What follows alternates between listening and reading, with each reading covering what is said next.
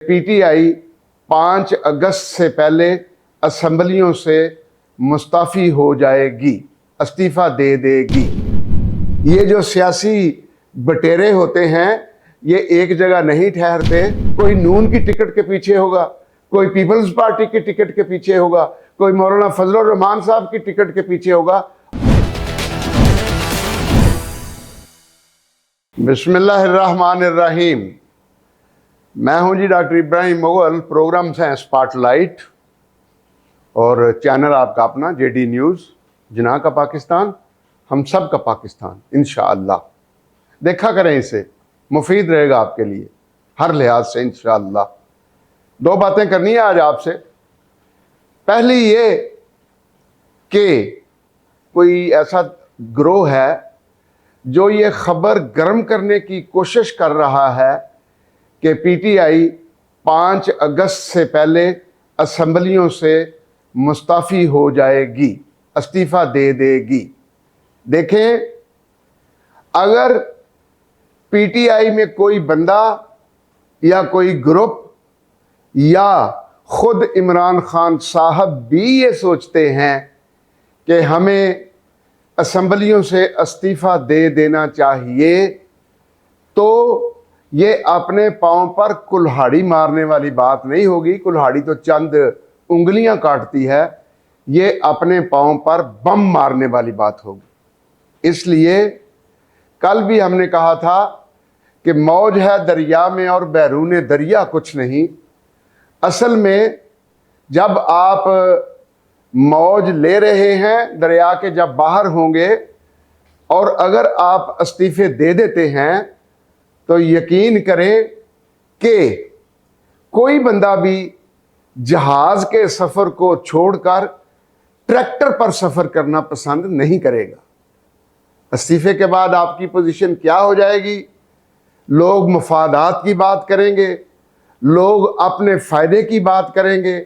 आपके अपने एमएनए या एमपीए जब इलेक्शन कमीशन खामोशी से बाई इलेक्शन का ऐलान कर देगा तो आपके 80% एमएनए या एमपीए जिन्हें उम्मीद होगी कि वो अपने वोटों से, अपनी हिम्मत से जीत जाएंगे, वो पीटीआई में नहीं रहेंगे।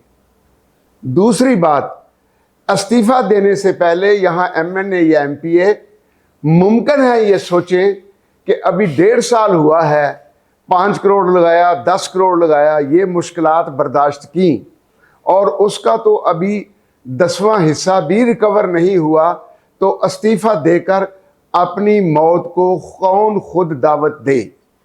ये जो सियासी बटेरे होते हैं ये एक जगह नहीं ठहरते।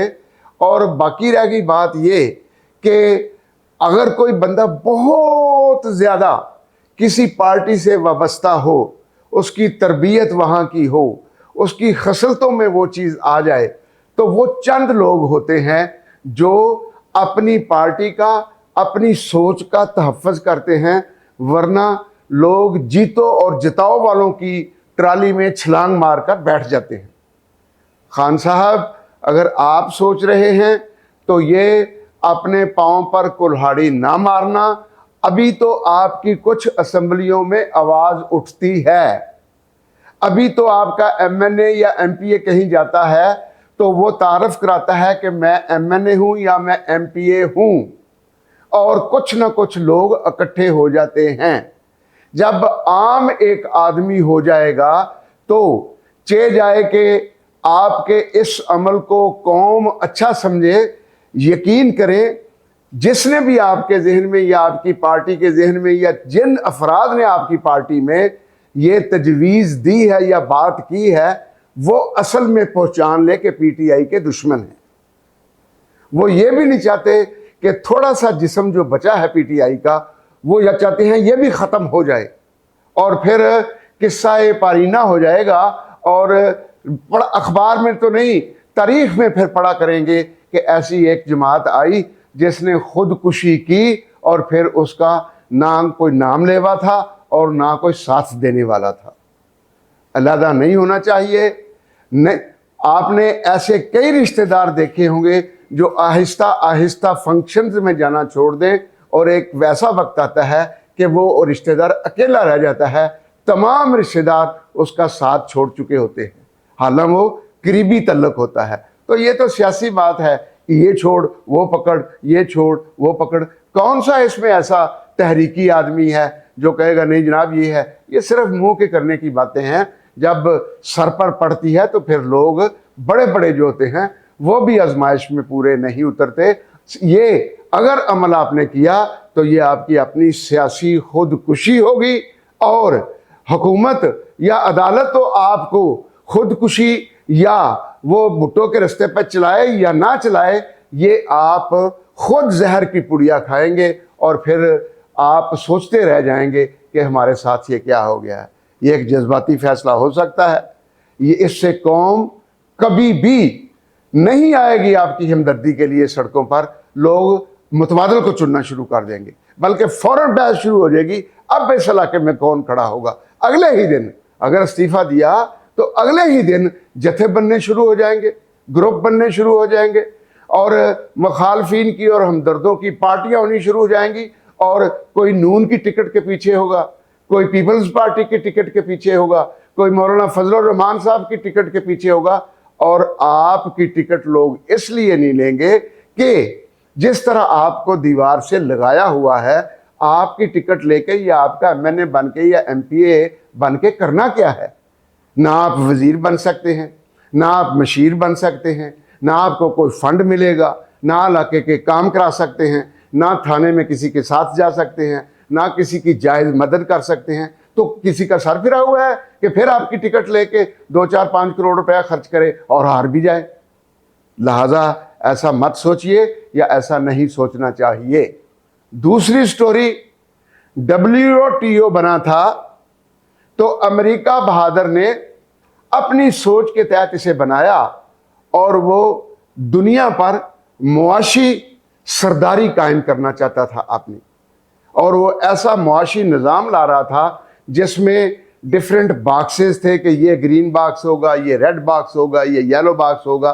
उसमें मुख्तलिफ टैरिफ्स की बात थी, ड्यूटीज़ की बात थी, प्रोडक्शन की बात थी, बार्टर सिस्टम की बात थी, क्या आप एक्सपोर्ट कर सकते हैं, क्या आप इंपोर्ट कर सकते हैं। इस तरह कई कदगनें थीं और दुनिया ने भाग भाग के उसकी मेंबरशिप ली, पाकिस्तान ने भी ली कि इसके शायद कुछ ऐसे फ़ायदे निकले। लेकिन अब देखें, एक कलम की जुम्बश से WTO बनाने वाला अमेरिका, उसने देखा कि वो मफादात जो हमने सोचे थे वो तो हमारे हासिल नहीं हो रहे और हम दुनिया को मुआशी गुलामी में जकड़ भी नहीं सके, और दुनिया अब WTO के तहत हकूक मांगती है। लिहाजा ट्रंप साहब ने परवाह नहीं की उसकी, उठा के उसे उधर मारा। पता नहीं अब वो जिंदा है WTO वाला मामला कि नहीं जिंदा। पाकिस्तान के भी बाबू उसमें बड़ी याशी इन्होंने की है। वहाँ दफ्तर हुआ करते थे बाहर के ममालिक में, जाना आना, फैमिलीज वहाँ, अयाशियाँ, नौकर, गाड़ियाँ। WTO की हमारे पास मेंबरशिप है। काम कोई किया या नहीं किया, अयाशी बहुत की कौम के टैक्सों के पैसों से। लेकिन अब ट्रंप साहब ने उसको बिल्कुल इधर एक तरफ फेंका है, WTO को, सारे चैप्टर को, सारी किताब को, और टैरिफ्स अपनी मर्जी के अनाउंस कर दिए। मुमकिन है उन टैरिफ्स का WTO के करीब कोई जिक्र भी नहीं है। अपनी मर्जी आती है, इस मुल्क पर इतना टैरिफ लगा दो, इस पर इतना लगा दो, भारत पर 25% लगा दो, पाकिस्तान पर 15% कर दो। अच्छा, अगर ये ताबेदारी ज़्यादा करता है तो इसका 12% कर दो या 19% कर दो। अब ये जो ट्रंप साहब ने अपनी जाती गुलामी वाले जो मुल्क हैं उनको टैरिफ की कुछ छूट दी जा रही है, वरना टैरिफ, क्योंकि अमेरिका एक बहुत बड़ी कंज्यूमर्स की मार्केट बन चुका हुआ है, वहाँ लोगों की पर कैपिटा इनकम ज़्यादा है, और अब हर मुल्क चाहता है कि वहाँ चीज़ें भेजे जो बिकें और मुझे डॉलर मिले। और ट्रंप साहब ने समझा कि अच्छा, अगर हमने किसी ने चीज़ें बेचनी है, पहले वो साड़ी लत थल्यों नहीं गुजरे, दूसरा हमारी गुलामी करे, तीसरा हमारी टर्म्स पर पूरा उतरे, चौथा हमारा ये टैरिफ होगा ये कबूल करे, पांचवा हम भी उसको इतना एक्सपोर्ट करेंगे और वो इस टैरिफ पर हमसे इंपोर्ट करेगा। गोया ये वो शराइत हैं जो जिसे कहते हैं मोनोपोलिस्टिक सिचुएशन या एक बंदे की सरदारी चलने वाली बात है। WTO का कोई नहीं रहा फ्यूचर, बल्कि अब तो उसका हाल भी कोई नहीं है।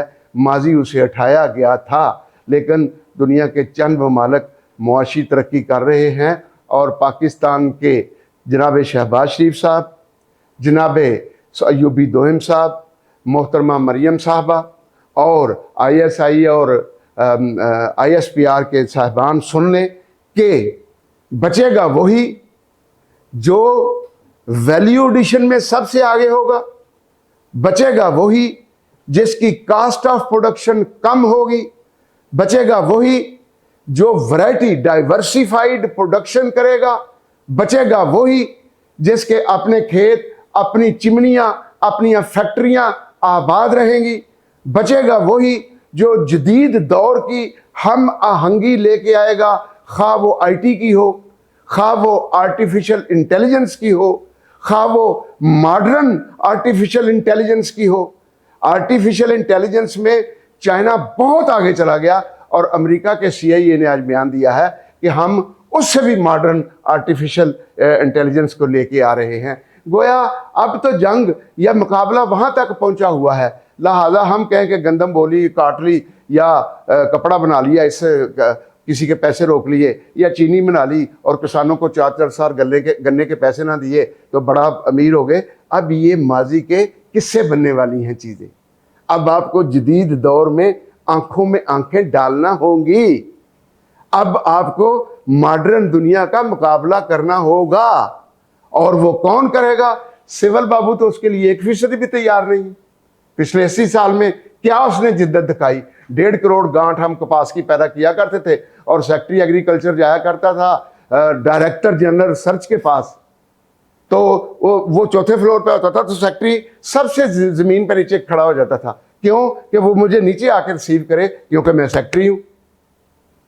तो जब इस तरह की ईगो लोग बना लेते हैं ना, पाकिस्तान में ये बनी थी, और वो कमी कमीन जो छोड़ गए थे ना इंडिया अपने UK वाले, तो वो फिर बन गए DC AC वगैरह, तो उनकी वो कमी जो थी ना जहन में वो नहीं गई उनकी, लिहाजा वो रहे एहसास कमतरी के शिकार ही। और कैप्टन आरिफ नदीम सेक्रेटरी था ज़राअत का, तो जाता था ना तो चौथी बिल्डिंग पे एक बूढ़ा है ज़रा डायरेक्टर जनरल, नीचे खड़ा हो जाता था जाके ये कि वो नीचे आके मुझे मिले, रिसीव करके ऊपर मुझे लेके जाए। लिहाजा इस तरह के घटिया सोच के लोग अभी भी बाबू बने हुए हैं, इनसे तरक्की कोई उम्मीद नहीं है। अब तो SIFC काम करे, जदीद दौर की आंखों में आंखें डाले, मॉडर्न प्रोडक्शन करे और वैल्यू एडिशन करे, डाइवर्सिफिकेशन करे, बर वक्त सप्लाई करे, और जो सप्लाई करे उसमें स्मूथ हो सिस्टम। और फिर ये नहीं कि एक साल एक चीज़ एक्सपोर्ट कर ली, अगले साल वो पैदा नहीं हुई, फिर कोई नहीं आपसे कोई चीज़ें खरीदेगा। अस्सलाम वालेकुम वरहमतुल्लाहि वबरकातुहू।